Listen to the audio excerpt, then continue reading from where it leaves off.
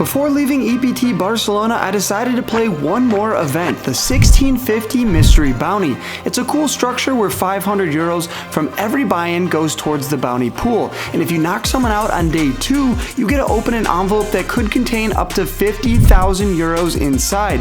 The prize pool is over 650,000 euros. I take my seat and start with 30,000 chips. The action moves fast though as the blinds go up 30 minutes, and in the very first hand I look down at pocket 10s. We're at the 400, 800, 800 big blind level, so I'm looking at somewhere between 35 and 40 big blinds. I decide to open it up to 1.7k, and only the big blind puts in the call. When the flop comes Queen 9-4, the big blind starts with a check. Having pocket 10s here with a club, I decide to go for a c-bet of 1.4k, and first hand in the books, we're taking it down on a 6k pot coming over my way.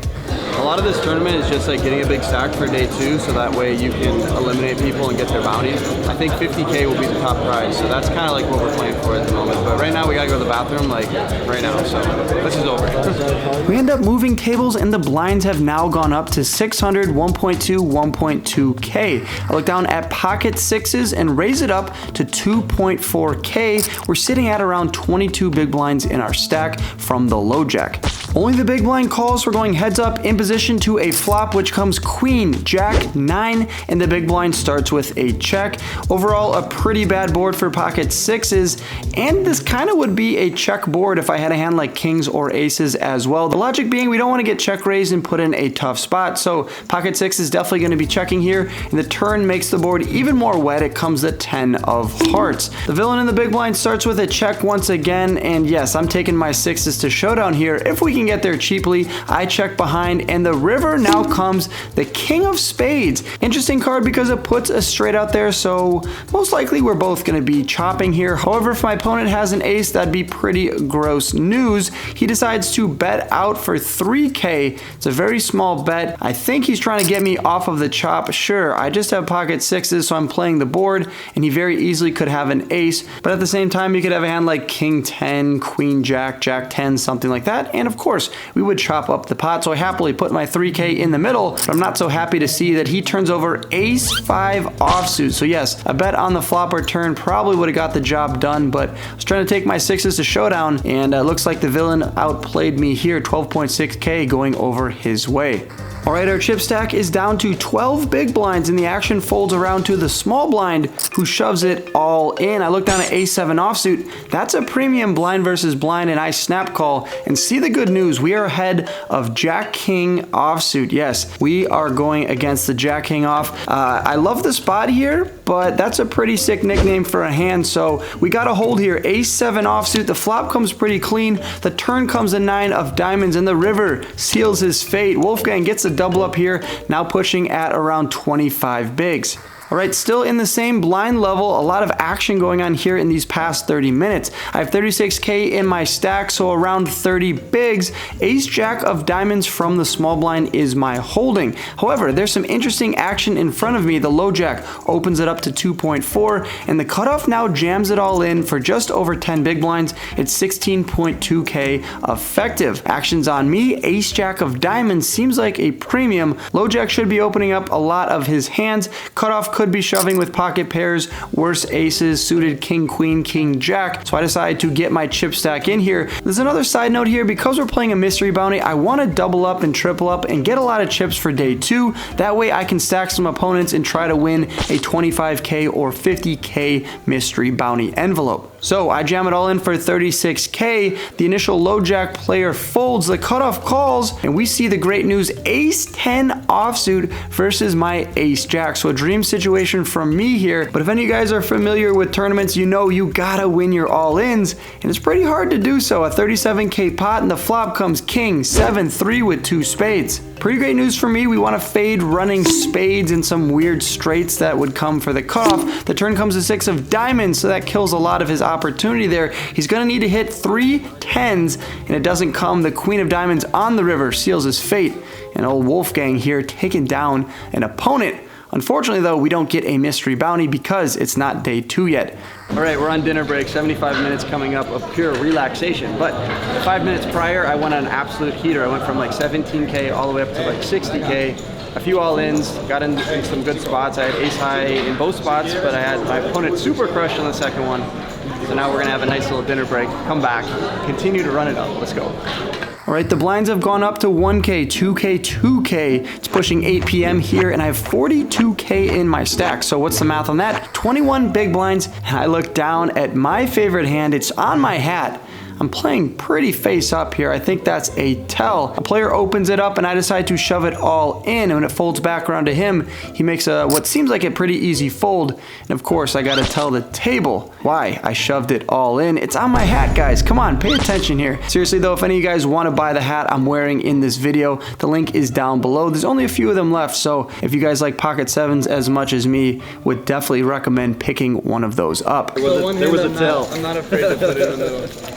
Blinds have gone up once again. There's a lot of math going on in these tournaments. You always have to be calculating how many big blinds you have. The one big difference between cash and tournaments is tournaments, your chip stack gets pretty small pretty quickly. So you're always having to figure out if you need to be shoving, calling, folding. It's just a lot of dynamics to keep in mind. Pocket fives here from the low jack. I'm sitting at around 20 big blinds. Under the gun opens it up to 5K, pretty standard so far. I decide to put in the call from the low jack, and we are going heads up to the flop. Flop comes 10-9-9, and the opponent checks it over to me. I think I'm more likely to have a 9x or a 10x in my hand, so I decide to go for a bet. I decide to go for 5K, the logic being if he has a hand like Jack Queen, King Queen, Ace King, Ace Queen, I want to get a little bit of value here, and I think he'd call me with a lot of those hands. Sure enough, under the gun puts in the call. Off the turn we go, which comes the 6 of clubs. I still could be ahead of those hands, Ace King, King Queen, so let's get a little bit more value, and I bet out small for 5K once again. He could now start to fold a lot of those ace high hands, but that's exactly why I bet small here. I want to keep the betting lead, so that way he doesn't blast into me on the river, and I'm put in a tough decision. Also, I could get called by some ace and king highs, so betting small here seems like the move. The opponent calls once again. Interesting spot here, and the river comes the Queen of Hearts. Don't really love that because now King Jack, Ace Queen, King Queen now has me beat. There's 36K in the middle, and he goes very small here, 1/3 the size of the pot, actually a little bit smaller for 10K. Obviously I can't do anything with pocket fives. I do a little bit of my best Hollywood impersonation here, trying to get a gig on the big screen.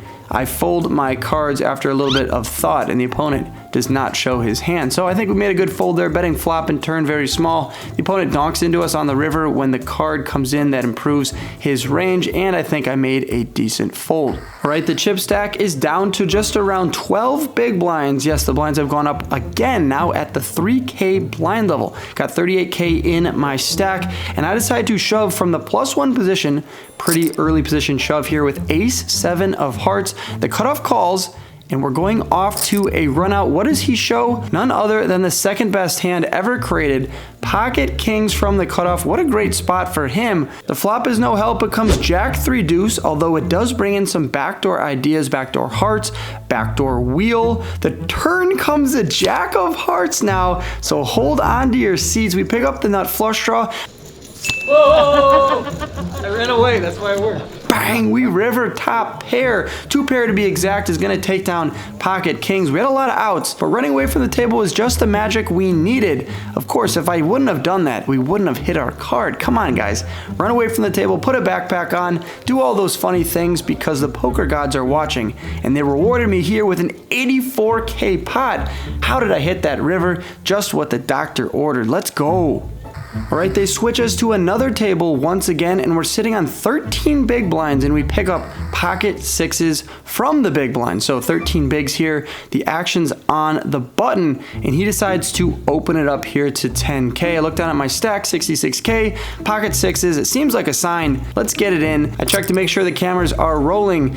Sure enough, we have 3 cameras on us. I shove it all in, and he snap calls with the ducks. Quack, quack. We are in an 80-20 situation here, just about. We gotta love this. 140K in the pot. We could have over 25 big blinds if we win this, but the poker gods are not on our side for this one. Jack 4 deuce. He hits bottom set. We're gonna need to hit running 3 and 5 or one of the remaining 2 sixes in the deck, but the Jack of clubs on the turn diminishes us to only those 6 outs. The river comes card comes the 4 of diamonds, and this 140k pot is unfortunately being shipped over to the opponent. That's how tournaments go, you guys. It's not always roses like my EPT main events where I'm getting 18th place, 99th place out of 2,000 people. Sometimes you don't even make the money. You get it in amazingly. This is about as good as you can hope for. Sixes versus deuces, and we are left with nothing but 1650 less than what we started the day with. Good spot, good spot. Bad result. We'll do it again. Honey, he called me with pocket twos. I got it in so good. I had an 80% chance of winning it. Of course, he spikes the 2 on the flop. Sixes are kind of a bad number, right? At pocket sixes, I also had 66k in my stack, so go figure, he hits a deuce on the flop. I wasn't gonna hit my 6, so. When it's all said and done, I ended up losing 1650 in this mystery bounty. I lost 1955 in the cash game I played with Jungle Man, Masato, Olga, Marley, and more. And of course, I cashed 99th in the EPT main event for 15,300 euros. So my grand total was 11,745 euros. I'm taken away from the great country of Spain. If you guys like this video, be sure to click the thumbs up button, subscribe if you're new. If you want to watch other EPT videos, there's a few on your screen right now. Good luck on the felt, you guys, and I'll catch you in the next video from the United States. As always, good luck. Peace.